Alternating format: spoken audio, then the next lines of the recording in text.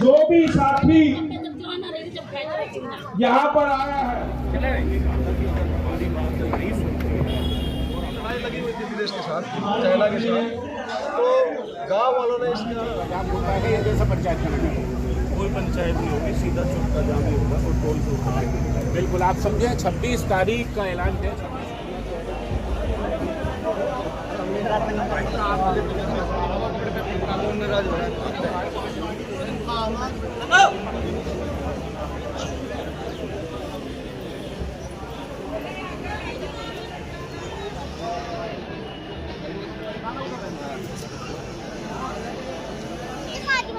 ये देख सकते हो महापंचायत है, सारी दुकानें बंद पड़ी है इधर की तरफ। ये देख लो दुकानें इधर भी देख सकते हो, सारी गली सुनसान पड़ी है, सारी दुकानें बंद पड़ी है इधर की तरफ। अब जा रहा हूँ बालीपुर मंदिर पे, देख सकते हो गाइस, देख सकते हो ये सारी भीड़ लग रही है। मीडिया वाले भी आ रखे, ये दो खड़े हैं मीडिया वाले सामने, देख सकते हो माइक लेके खड़े हैं। ये देख आगे की तरफ अभी जान लग रहा है, देखेंगे कौन कौन से मीडिया वाले आ रखे हैं। ये देखो ये कैमरे वाले हैं, ये दो मीडिया वाले हैं। हाँ, मेरा नाम सोनू प्रजापति है, मैं गांव से रहने वाला हूँ और गांव में ही हमारी 12 पीढ़ियाँ इस गांव में बीत चुकी है, दादा परदादा। ये गांव आज से 200 से 250 साल पुराना गांव है और जो मैं नक्शा आपको दिखा रहा हूँ ये 1874 का नक्शा है जो हमारे गांव का है। और ये गांव अगर आप इसकी मैं आपको और भी पेपर दिखाऊंगा, ये नक्शा 1874 का देख लो, मेहरम नगर, और ये उर्दू में लिखा हुआ है इसमें मेहरम नगर, और उर्दू में मेरे पास पेपर है। जब ये एयरपोर्ट नहीं था 1911 में, एयरपोर्ट के किनारे हमारे गांव होता था। 1911 में वहाँ से उठा के उन्होंने 1911 में इधर डाला, 1911 में इधर से उठा के 1965 में यहाँ से उठा के आज जिस जगह हम बैठे हैं 1965 में इन्होंने यहाँ ला के रख दिया बाहर की तरफ, इधर है तो इधर बाहर आ गए। आज 1965 के बाद 2025 में फिर कह रहे हैं कि यहाँ से उठो। हम कहाँ जाए भाई, 400 साल पुराना गांव, 300 साल पुराना गांव, 12-13 पीढ़ी हमारी यहाँ बीत चुकी है, हम कहाँ जाए। हम आज ये हमारे गांव के पेपर मांगते हैं, हम ये बताना चाहते हैं हमारे गांव के पेपर, हमारे बड़े बूढ़े जो हमारे बुजुर्ग लोग थे वे भोले भाले थे, उनसे सरकार ने 1911 में पेपर लेके उनको शिफ्ट किया। 1965 में पाकिस्तान चाइना और चीन की लड़ाई के दौरान इनको खतरा ना हो वहाँ से उठा के आज इस जगह रखा 1965 में, और 1965 के बाद और अब 2025 में ये बोल रहे हैं। ये देखो ये उर्दू के कागज है, जो हमारे पास पहले भी कागज थे सरकार ने वो ले लिए। ये उर्दू के कागज है हमारे पास इस गांव के। अब उर्दू के कागज मैं तो उर्दू नहीं जानता, पर जो भी भाई जानता है वो अच्छी तरह जानता है कि ये मेहरम नगर के कागज है, हमने हिंदी में यहाँ लिखा हुआ है। ये 1909 के कागज है, 1908 और 1909, 8 और 9 के कागज है। आज भी अगर देखा जाए तो 100-125 साल पुराना ये कागज उर्दू में हमारे पास है। और आज एनएसजी जो यहाँ 1986 में आई थी वो कहती है कि ये हमारी ज़मीन है। मैं एनएसजी को बताना चाहता हूँ कि एनएसजी जब आई थी तो उससे पहले भी ये गांव था, और जहाँ एनएसजी के 4 तंबू खड़े थे वहाँ हमारे गांव की शमशान घाट होती थी। आज भी उस शमशान घाट में जो पुराने लोग हैं उनकी समाधियाँ बनी हुई है, क्योंकि कुछ लोग पहले पत्थर लगा देते थे, कुछ लोग मंडी बना देते थे, तो आज भी वहाँ मंडी बनी हुई है। जब एनएसजी आती थी तो गांव में आराम से था, और आज जाके उन्होंने गांव को डराना शुरू कर दिया। कल भी एक भाई को अटैक पड़ा है, वो हॉस्पिटल में, उनका नाम प्रदीप है, जाटो समाज से बेचारे, वो हॉस्पिटल में कल उनको अटैक पड़ गया। ऐसे ही करके 2-3 लोगों की और जान जा चुकी है।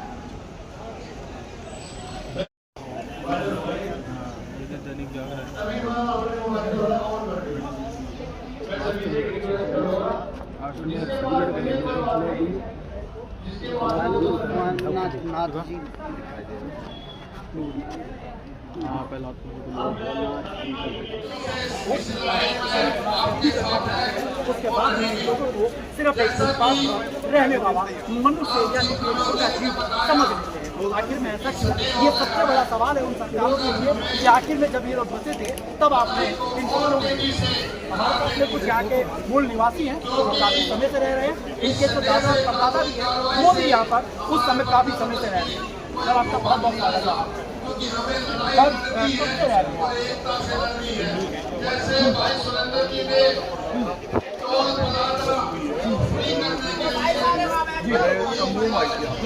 और उन्होंने वहाँ पे हमारे परदादा की समाधि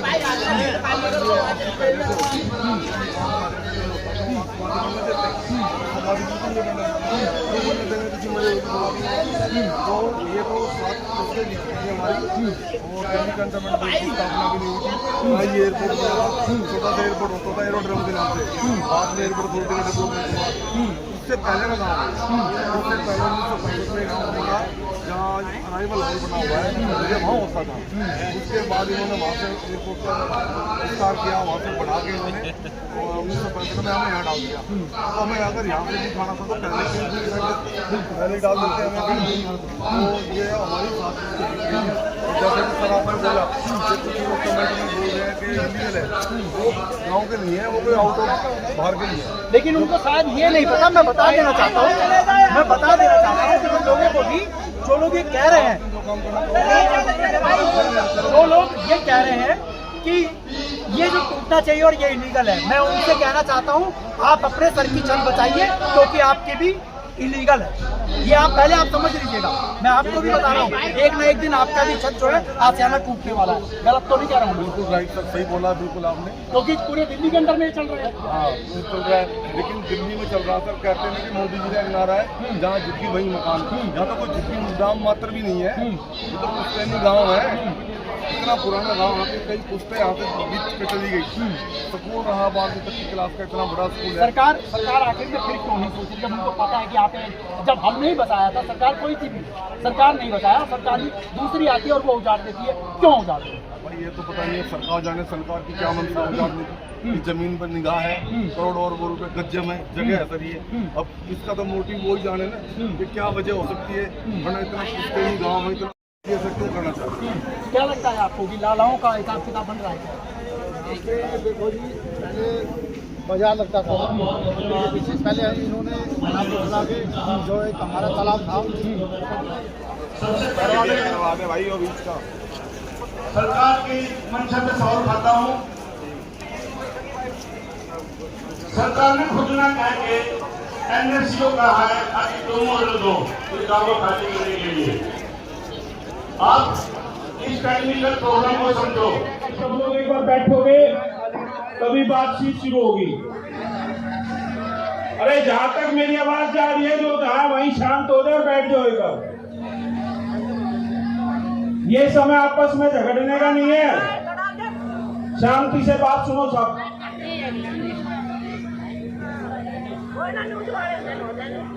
मंच पे आसीन सभी सम्मानित साथीगण, सामने बैठे मेरे बड़े बुजुर्ग नौजवान साथियों, मातृशक्ति, मैं एक ही बात से अपनी बात शुरू करूंगा कि उसूलों पे जहां आ जाए तो टकराना जरूरी है और जिंदा हो तो जिंदा नजर आना जरूरी है।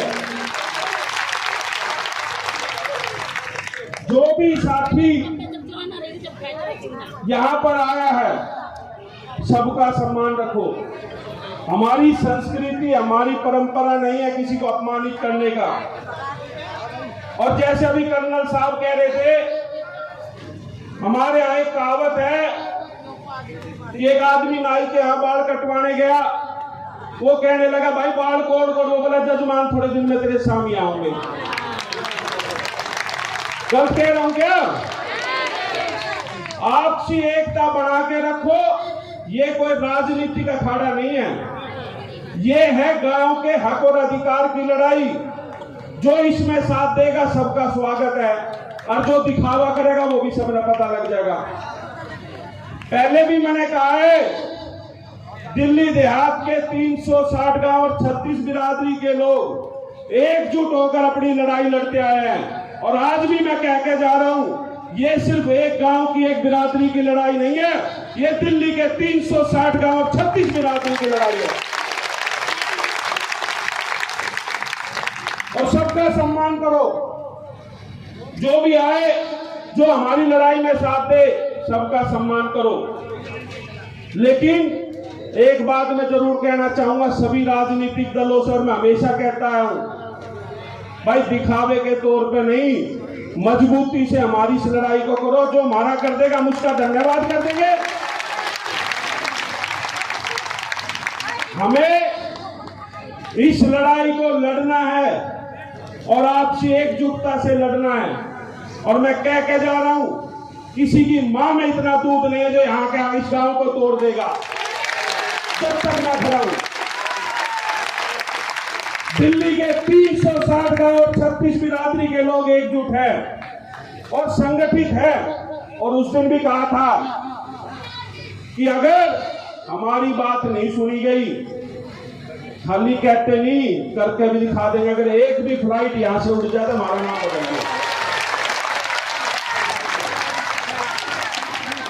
दिल्ली के 360 गांव वो है जिन्होंने इस दिल्ली को सुरक्षित रखा, जो हजारों सालों से यहां रह रहे हैं। हम किसी के खिलाफ नहीं है, लेकिन मैं बता दूं कि कोई साथी बांग्लादेश से आता है, कोई साथी पाकिस्तान से आता है, कोई कहीं से आता है, वो आके यहाँ पे कब्जा कर ले सरकारी जमीन पे, उसको तो सरकार पक्का मकान दे देती है।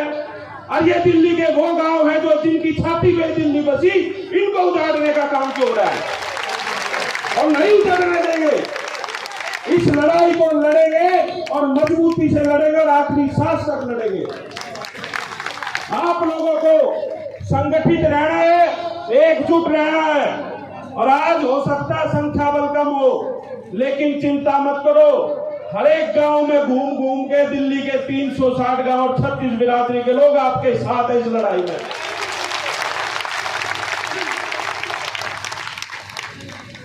और जिस तरीके से अभी मुझसे पूर्व कई वक्ता बता रहे थे कि भाई नोटिस अभी स्टे मिला, 30 तारीख को आ जाएंगे। 30 तारीख को मैं रहूंगा आपके बीच में, मैं देखूंगा कौन आऊंगा।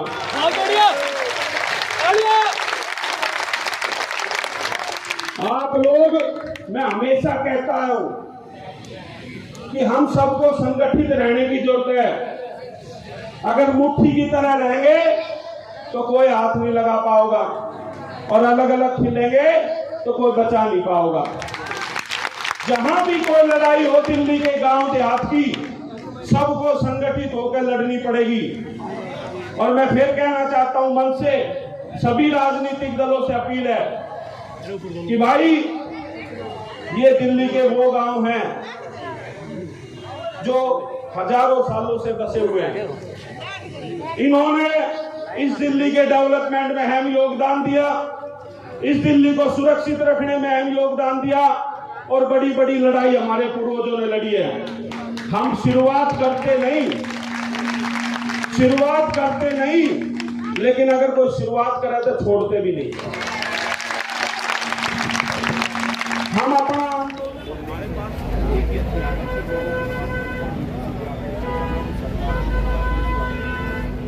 जो 13 तारीख को पंचायत में किया था, 21 तारीख चले हमारी बात नहीं सुनते और हमारे आवाज नहीं आते। हम सरकार के पास नहीं, सरकार के नुमाइंदे वहाँ पर आए, उन्होंने पंचायत के बीच में किसी व्यक्ति विशेष या कमरे के बीच में कोई फैसला नहीं हुआ, पंचायत में फैसला हुआ। और पंचायत ने निर्णय लिया कि इनको एक बार बातचीत का समय हो जाएगा, लेकिन अब बातचीत का कोई समय नहीं हुआ। बीच में काफ़ी समय बाद अगर समाधान हो जाता तो नहीं होता तो